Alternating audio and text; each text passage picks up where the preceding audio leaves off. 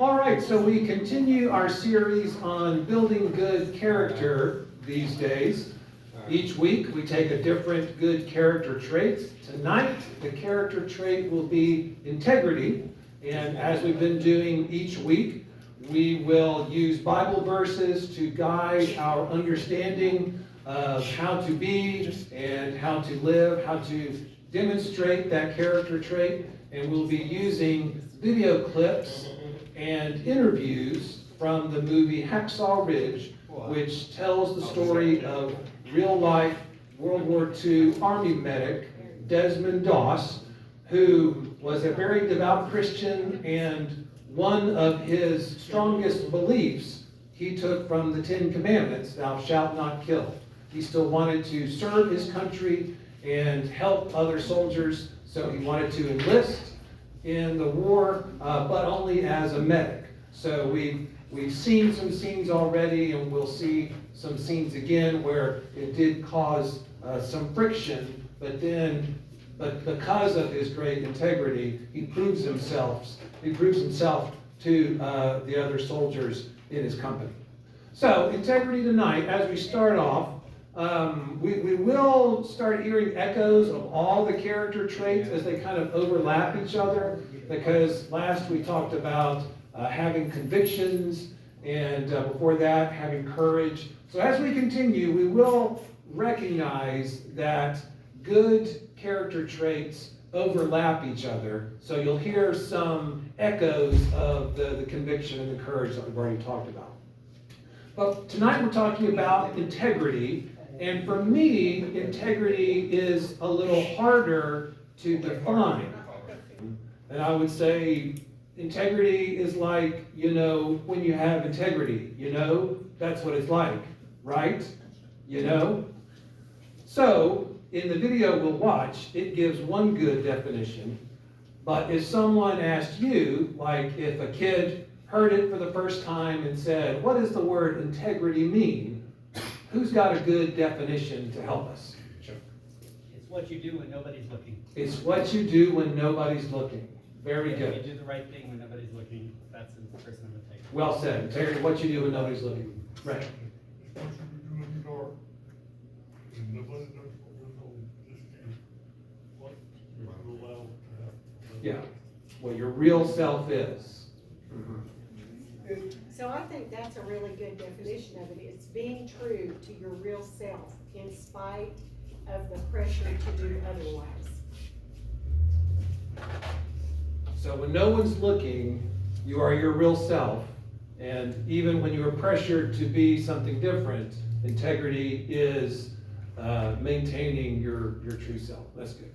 Another definition. It's 1 in the morning and you stop at that stop sign close to your house, and you know nothing is coming.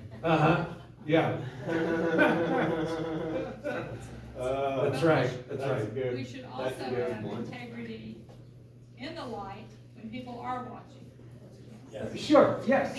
Yes. If you have it in the dark where nobody's watching, you're really good. Yes. And maybe that's the key, is the real self you are when no one's looking matches the self you are when people are looking, and you're not a jerk. I mean, you can be a jerk by yourself and a jerk in public. I wouldn't say that's integrity. That would be authentic, I suppose, if you're a jerk in all ways. But if you have a good compassion, kindness, and honesty about you, whether people are looking or not, very good definition. Good. So we'll turn on the video. The video will be about 25 minutes. It'll show some new clips and interviews that we haven't seen. It'll also show 1 or 2 clips that we did see last time. But this time, as you watch them, think about what they have to do with integrity. And as always, the caveat, reminder that some of the scenes depicted do show scenes of war and injury, violence. There is some coarse language, but it is the Army, so if they didn't have coarse language, it wouldn't be very realistic. So just know there is scenes of combat and violence. If you need to take a break or step out, perfectly all right. Okay. Brian, can you give the handout to Mr. Mike? Very nice. So at the beginning of the video, before the movie scenes, it gave a definition of integrity. Being true to who you are, being honest, and keeping your word. So what do you think of that definition? Does that work for you? Is there anything you might want to add? It was kind of close to what we came up with ourselves. I thought that was nice and succinct. One thing that the video in describing Desmond Doss said was his actions paralleled his words with unwavering consistency, and he stayed true to what he believed in. His integrity determined who he was and how he would act. So it's that you could hear the words and the actions and how his beliefs on the inside determine what his actions were on the outside. And one of the questions on the sheet, as you take that home and think about it later, asks about what the opposite of integrity is. And I guess for people who lack integrity, then the opposite description would be true. We could say someone's lack of integrity determined who they were and how they would act as well. Sort of like the Bible verse, like out of what's stored in your heart does the mouth speak, like what's on the inside and it comes on the outside. Also, early on in the video, it said we can grow and develop integrity like we do other skills by practice, training, and coaching. And I hadn't really thought of it that way. So do you think that's true? That integrity can be grown and developed? Or is integrity just natural, either you got it or you don't? What do you think? I think it can be grown and developed. You teach your children, Mm-hmm. little children will tell you a lie if they've done something wrong when they're little. Mm-hmm. You know, you say, that's not right, you don't do that. You teach them to tell the truth all the time. Yeah. And there are consequences when they don't, but that is beginnings of integrity. Yeah. Kids, you start early, you can help them build a strong foundation of integrity. Yeah. I think integrity comes from the heart. I think that's where it starts. Yeah, we can hone those skills, but it's within us if we recognize that, and if that's who we want to be. But I think it comes out of the heart, and I think you see it in this soldier. It was in his heart that drove everything his whole life, because that was who he was. And I don't know that you can take that like I don't have integrity, but I can train you and read some book and get it. That's not it. We'll do, yeah.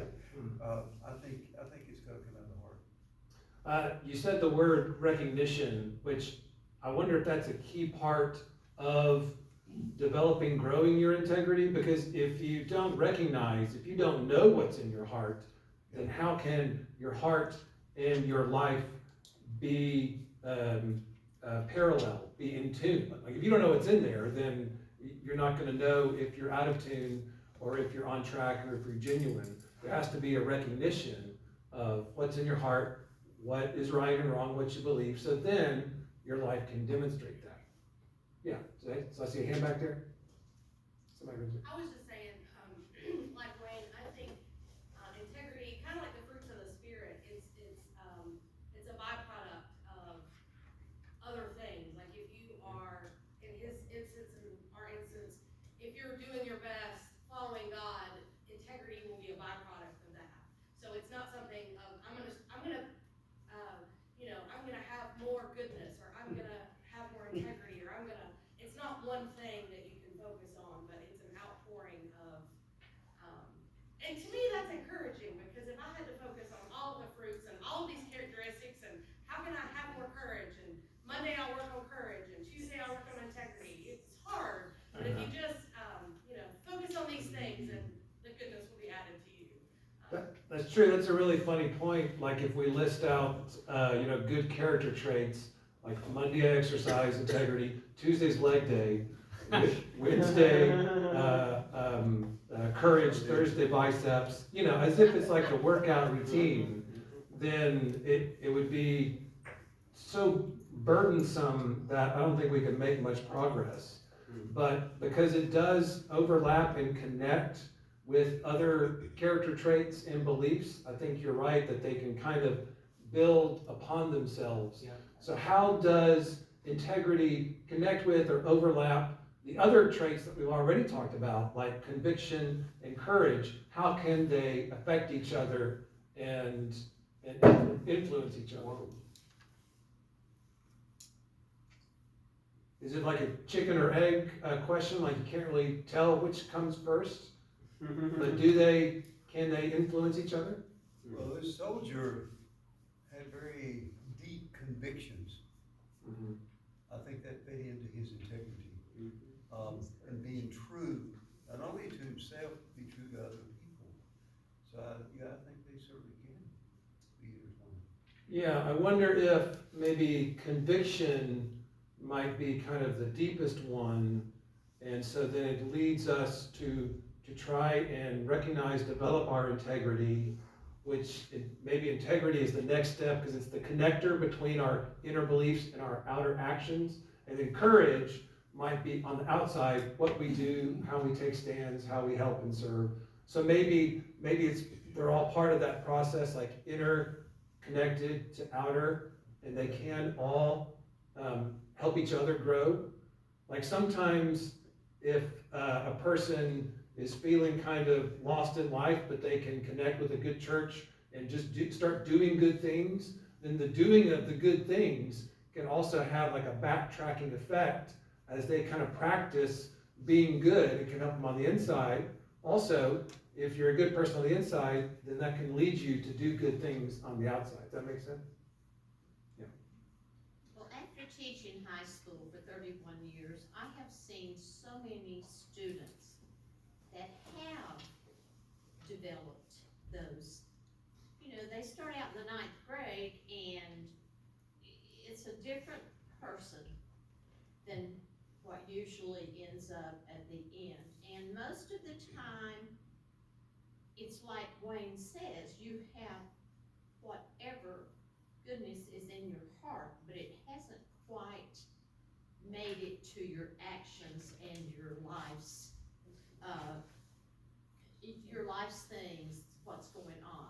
And courage, you look at these kids that want to fight because I'm tough, but that's not the kind of courage that we're speaking of, but it changes.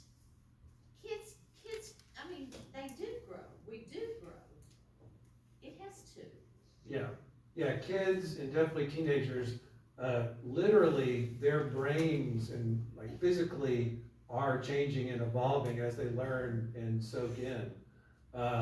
Which makes me wonder, what about us old people? Is it too late for us? Are we too rigid, or can we? Never too late. Are we too late? Never. Never too Never late. too late. It might be a little harder, like it might take a little more exercise. Young people can physically exercise and strengthen quicker than older people, just because of their nature of their body being ready to grow. So it might be a little slower going for us, but I think Kathy's right. It's never too late to develop more integrity, to recognize what's on the inside, or what should be on the inside, and to let your outside actions reflect that in an authentic and a good way. Old people don't have the same peer pressure as a teenager either. I mean, we still have peer pressure. I still want Jan to like what I do, but it's not the same, you know, so I can be who I am. Yeah. As opposed to worrying about what somebody else thinks. Yes. And that's part of the growing that children do from, But I don't know when that you know, stops, from you that know. time. You're probably not there yet. That's right. I definitely care what everyone thinks about You're me. still That's too for young. sure. You'll get there. Unfortunately, there are some who do not come out of this. Yeah. Going up Mhm. in the right direction. Yeah. You You know, as we around other people and associate with others, we want them to exhibit integrity, do we not? We want them to be honest and true and upfront with us. So, you know, that's something we need to do as well. So it's a two-way street. I can't expect somebody else to exercise integrity and to be upfront, be honest and uncompromising if I'm not doing that. So, you know, and we just expect that. Somebody's gonna be that way to us. If that makes sense. Yeah. Tagging on that, integrity would be, if that other person doesn't reciprocate, you still keep your integrity. Even if they're not treating you the same way back. That's an excellent point. I think we should add that to our definition. Integrity is demonstrating your good values, whether they are reciprocated or not. Yes. Yeah, right. Also, building on, or at least paying attention to what those before us have gone through. The picture that the Lawrence and Edna and I were at Pearl Harbor, you could still see part of one of the ships that is sticking out of the water. As a reminder, hundreds of men died needlessly, so that we and other men behind them fought so that we would not be speaking Chinese or Japanese or German. A lot of men died to make sure that we had the right to build integrity, to build at least be decent people because of these people that brought us to where we are. I think that's a good point, and that is also how integrity can be grown, is through inspiration from other people and other people's integrity, sacrifice, service. It will truly inspire others. Like, you could see that in those video clips really clearly when they were kind of back at the medical tent, and someone said, "How is all this happening?" And one guy said, "It's Doss." And the other guy said, "Doss the coward?" But then, because that was the false assumptions they had made about him. But then by the end of the scenes, you saw his captain saying, "That was the bravest thing I've ever seen anybody do." True integrity truly inspires and transforms other people. It might not be immediately in the moment, like when he was going through basic training, his comrades were not transformed yet, obviously, as you saw by the bruises on his face. But eventually, it's going to take longer than we'd like, but true integrity can truly transform people through inspiration. The opposite, though, fake integrity will rile people up, and they might look like they're motivated, but it's not true deep transformation that makes you have a deep recognition of who you are and who they are. And you might have heard the second veteran that was interviewed. He began his remarks by saying, "History shows," like the integrity that Desmond Doss displayed. And that made me think, indeed, even though it might be hard for some people in the moment to recognize who does have integrity and who doesn't, like the other soldiers at boot camp, eventually they will recognize it. It might take days, it might take decades for people to realize it, but eventually history will shine the light of truth on everyone. And that made me think of the series we did last year on race relations. And I read some excerpts from Baptist preachers in the South and how they thought slavery was God's will and it should be encouraged. And I just wanted to reach back in time and say, "Hey buddy, I know you think you're doing the right thing, but one, it's sinful and against God's will. Two, you're really going to look dumb, bad, and evil when the future arrives, okay? You really want to get on the right side of history here, man. You should really change your thinking, okay? Just, I couldn't reach back in time, but as a Baptist pastor in the South today, I just wanted to reach back and say, buddy, you're on the wrong side of history here, man. You really need to wake up. It's in your own best interest to find some integrity starting today and display it. And it would be hard. It would take a whole lot of courage to stand up to everyone else back in that time who was in favor of slavery. And maybe that's the toughest time to have integrity and display that courage. But eventually, history will shine the light of truth on where integrity is found and where it is lacking. Okay, let's see what the Bible says, because that leads us to our first Bible verse I want to read. I'm going to do some rapid fire through Proverbs, some 3 verses in Proverbs, and like many of the Bible verses in Proverbs, they're kind of bullet fire, easy to understand, easy to grasp. So I'm gonna do rapid fire Proverbs 10:9, 11:3, and 28:6. Let's see. The man of integrity walks securely, but he who takes crooked paths will be found out. Speaking of the light that history shines. 11:3. The integrity of the upright guides them, but the unfaithful are destroyed by their duplicity. I would add, not soon enough. And that sentiment is very much echoed in many, many Psalms. If you read through the book of Psalms, there are about a third of them are Psalms of lament. And the psalm writer will say, "Oh God, these evil people are thriving, and they are berating me and mocking me. God, please make it stop. When will they get their comeuppance?" In other words, so me and the psalm writer, we're on the same page. 26. Better a poor man whose walk is blameless than a rich man whose ways are perverse. So again, the walking and the ways would be the outer demonstration of the integrity that's on the inside. Well, let's jump to the New Testament. There was one scene that we saw that was really moving to me, especially. All of them were, but especially.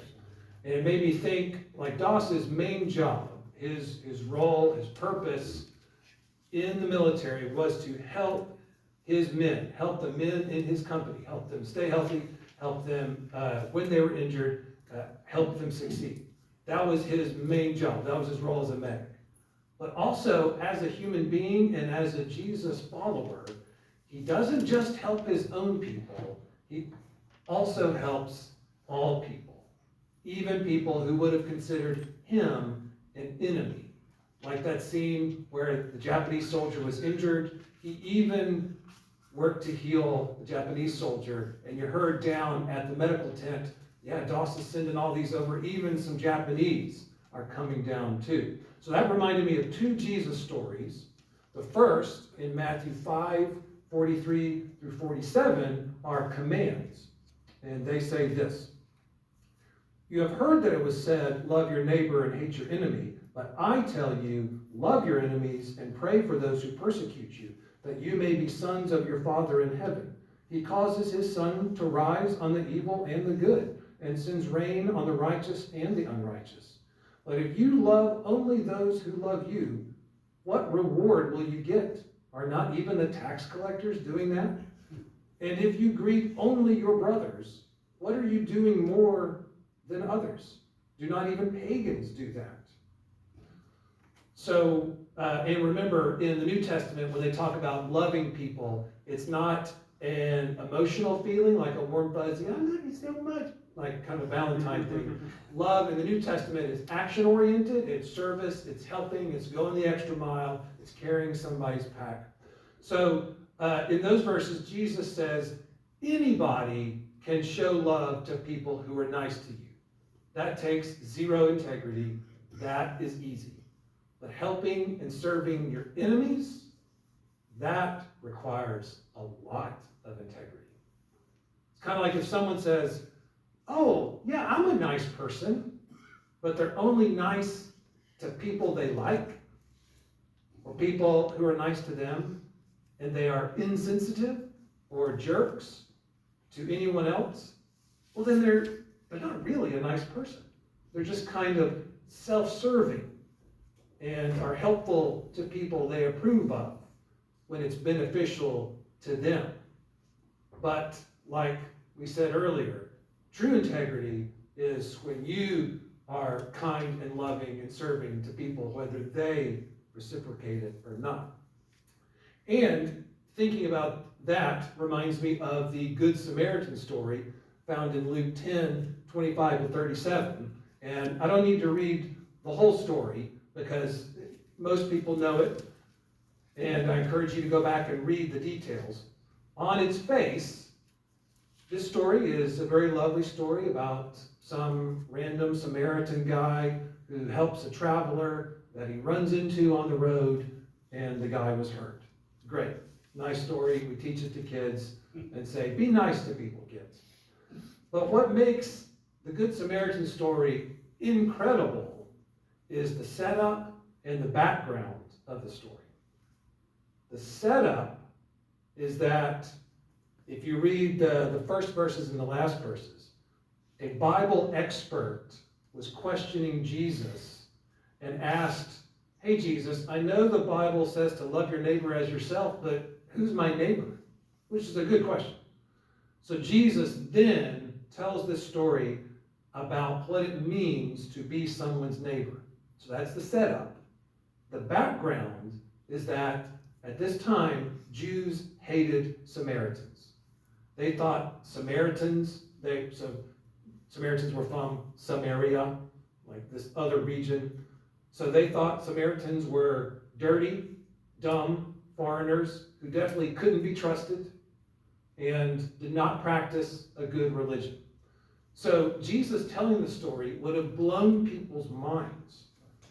Just to even consider that a Samaritan person could be good was a crazy idea to that audience back then. But then to continue the story and to show that this Samaritan, Samaritan, really? Yes, this Samaritan had so much integrity that he would help anybody. Because being a helpful person was who he was on the inside. Whether it was someone who, if they met each other on the road, would have rejected him or not.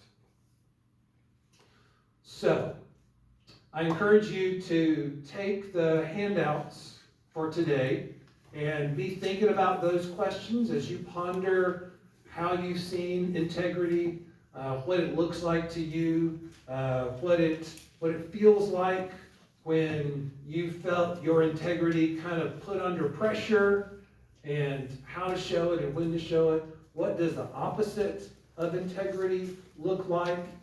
Some really interesting questions to ponder, and I would definitely love to ponder them, but it's 6:56, so I don't think we should dive into some deep pondering discussion.